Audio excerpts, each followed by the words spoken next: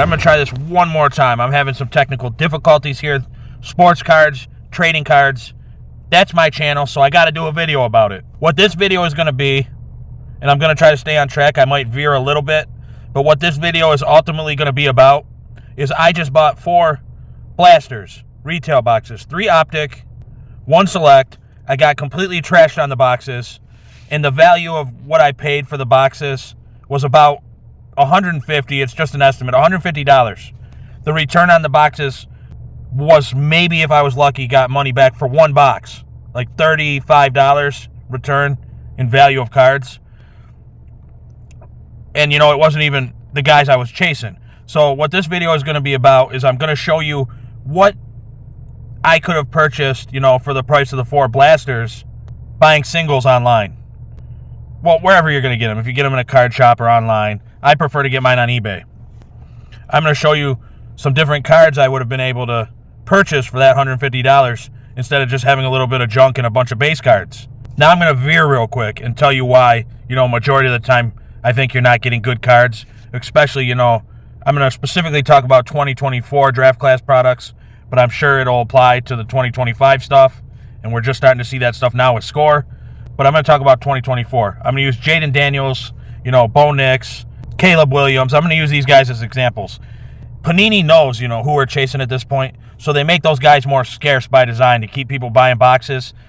And specifically, they do this, you might pull these guys base cards, but specifically they do this with parallels in case hits.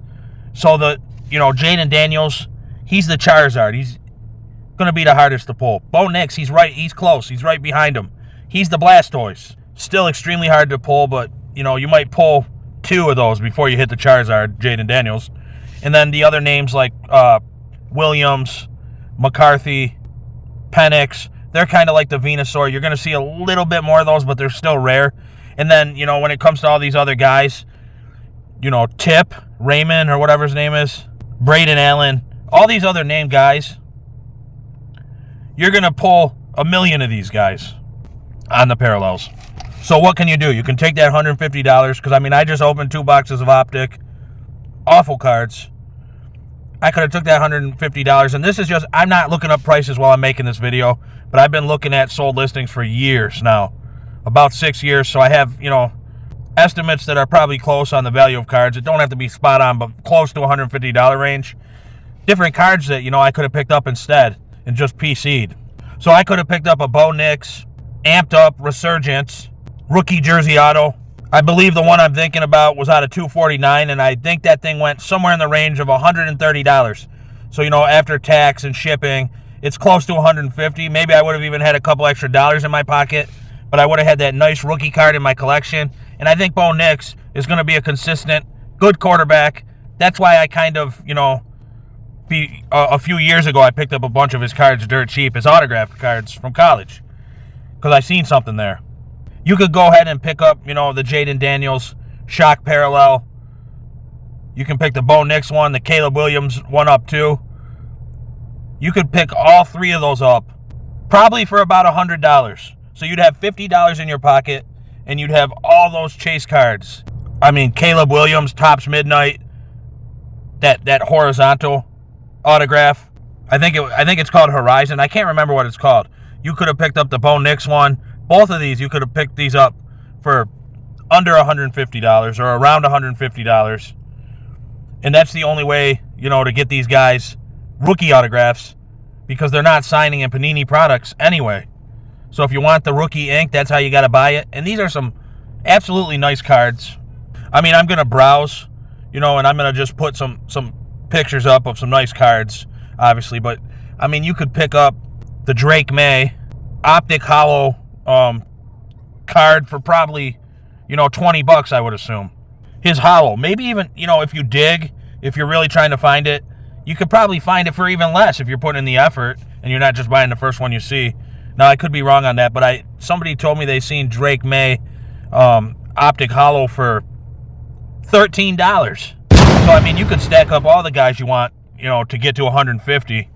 But I am going to show some pictures on the screen of some interesting cards that I think, are worth that I personally would want in my collection and would be good investments at $150. I mean, you could pick up, here's one. You could pick up, now this ain't from the 2024 draft class, but you could pick up a Jalen Hurts. You're not probably going to get his rookie auto. That would be very hard to find for $150. I mean, maybe if the condition was in question or whatever, but you can pick up a Jalen Hurts autograph, year 2 and on. You can find those autographs for $150. And to me, I mean, he's got a Super Bowl ring. I know not everyone believes in that guy, but he's already proven. And that would be, I think, $150 or whatever you get the card for, well spent compared to having nothing to show for the $150. I mean, the list goes on, guys. I mean, you could pick up multiple autographs of legends. I'm just going to show you guys, like, a bunch of different cards that are under $150. There's a ton of good stuff. I can't really, look. Since I'm not really looking right now, I can't tell you the exact cards, but it's something worth thinking about, because, when you throw away your money, not once, not twice, but when you've done it 50 times, 100 times, if you really think about it, what you could have had and what you don't have because you did that, it just adds up, So this is something to think about when you're buying retail sports cards. And I know I pretty much opened a lot of cards over the years. I've had some good luck, I have. But I've had a string of horrible luck that I haven't shared with you guys. And I'd rather, share the reality of the thing with you guys. Because this can be an addictive thing, especially, because it is gambling, It is. So you gotta, I guess this is just my way of saying to make better choices, and what I think is a better choice is buying singles. Just my opinion. What do you guys think? Shout out Chris.